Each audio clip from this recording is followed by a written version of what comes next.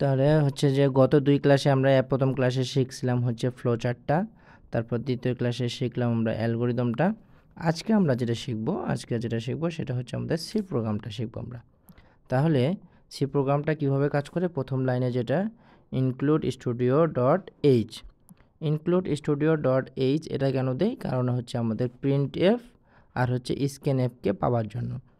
এবং এখানে যেটা দেখো যে ইন্টিজার ডাটা টাইপ নিয়েছি এবং 3টা হচ্ছে ভেরিয়েবল নিয়েছি। ভেরিয়েবল 3টা কি একটা নিয়েছি a, একটা b, আর একটা হচ্ছে রিমাইন্ডার, যেটা তোমরা বিভিন্নভাবে নিতে পারো, কেউ l নিতে পারো, s নিতে পারো। তো আমরা 3টা ভ্যালুর মধ্যে আমরা 3টা ভেরিয়েবলের মধ্যে 2টা ভ্যালু নেব। যেমন a = আমরা নিয়েছিলাম হচ্ছে 20। আমরা যেহেতু সি প্রোগ্রাম শুরু করেছি যেহেতু বিভিন্ন সংখ্যা দিয়ে আমি তোমাদের দেখাবো। 20 আর একটা হচ্ছে b হচ্ছে 12। আর এই 20কে 12 দ্বারা আমরা কি করব, প্রথমে আমরা 20 আর 12কে কি স্ক্যানএফের মাধ্যমে নিয়ে নেব। স্ক্যানএফের মাধ্যমে নেওয়ার পর আমরা হোয়াইল কন্ডিশনে যাব। কন্ডিশনে যাওয়ার পর এই বি বলতে 12 কি হতে পারবে না, নট ইকুয়াল টু 0 হতে পারবে না, যেটা হচ্ছে যে অলরেডি আমাদের বি 0 নাই। বি যখন 0 হয়ে যাবে তখন এই লুপটা বন্ধ হয়ে যাবে এবং প্রিন্ট কাকে করবে, প্রিন্ট করে দিবে হচ্ছে এলকে। তো যেটা বলতেছিলাম যে 12 কখনো 0 হতে পারবে না, নট ইকুয়াল টু 0 বলতে বোঝাচ্ছে যে 12 কখনো 0 হতে পারবে না। তাহলে আমরা যেহেতু 12 এখন 0 না, সেহেতু আমরা ভিতরে আসলাম এবং হচ্ছে এ কে বি দ্বারা মডুলাস করলাম। তাহলে এ কত ছিল, এ ছিল 20 আর বি হচ্ছে 12। তাহলে 12 কে 12, রিমাইন্ডার কত থাকবে 8। তাহলে এখানে যেটা রিমাইন্ডার কত হলো, রিমাইন্ডার হয়ে গেল 8। ঠিক আছে, তাহলে 8 রিমাইন্ডার হওয়ার পর এখন কি করবে, এ = বি। তাহলে বি কত ছিল আমাদের বলো তো, বি ছিল হচ্ছে 12। তাহলে এ এখন কত হয়ে গেল, 12।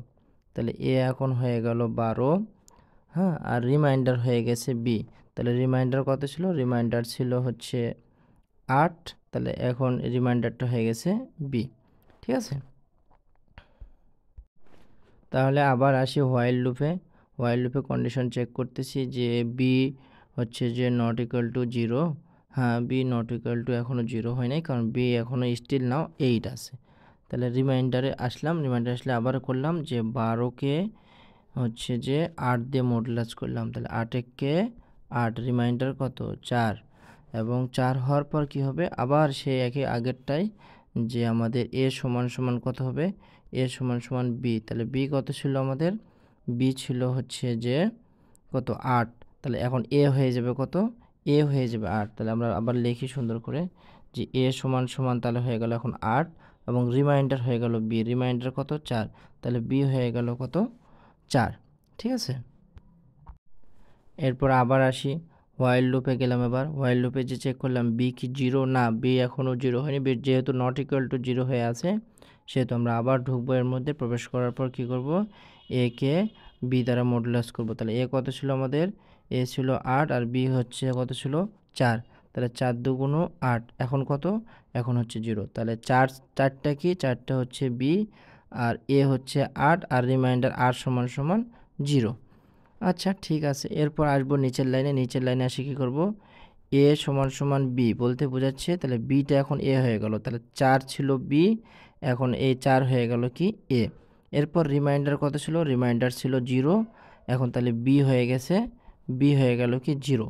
এই যে বি 0 হয়ে গেছে তখন হোয়াইল লুপে আবার গেল, যে বললো যে B not equal to 0, no, B হচ্ছে ইকুয়াল টু 0 হয়ে গেছে, মানে এই কন্ডিশনটা মিথ্যা হয়ে গেছে।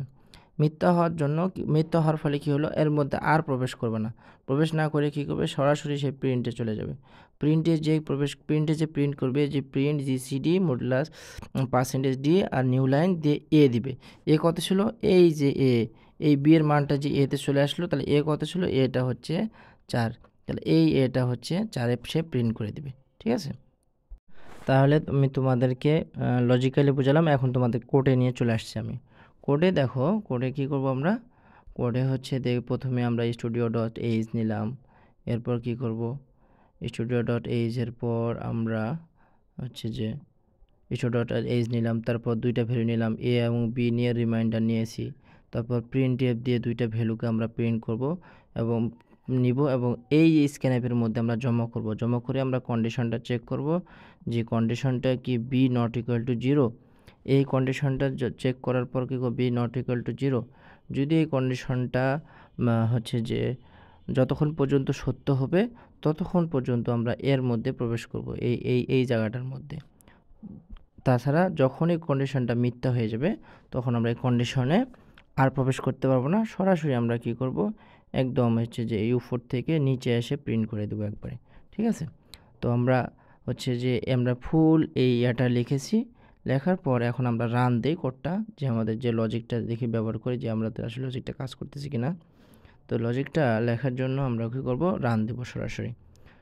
রান দেওয়ার পর আমরা দুইটা ভ্যালু নেব। আমরা কত দুইটা ভ্যালু নিয়েছিলাম, ধরো একটা নিয়েছিলাম 20 নিয়েছিলাম, আর আরেকটা নিয়েছিলাম কত 12। 20 আর 12কে যদি আমরা হচ্ছে গসাগু করি তাহলে আমাদের গসাগু জিসিডি কত বের হয়েছে, দেখো 4 বের হয়েছে। এটা তো আমরা একটা দিয়ে নিয়েছিলাম। এখন তোমরা আরও ভিন্ন ভিন্ন ভ্যালু নিতে পারো। ধরো আমরা দিয়ে নিলাম 30, হচ্ছে যে 30 আর 12 নিলাম, ধরো 30 আর 12 নিলাম, কত আসে দেখো, ওটাতে আসছে 6। এরকম মানে আমরা প্রোগ্রামটা এমনভাবে তৈরি করেছি যেন যে কোনো সংখ্যা নিলে আমাদের হচ্ছে আমরা এটা হচ্ছে করতে পারি।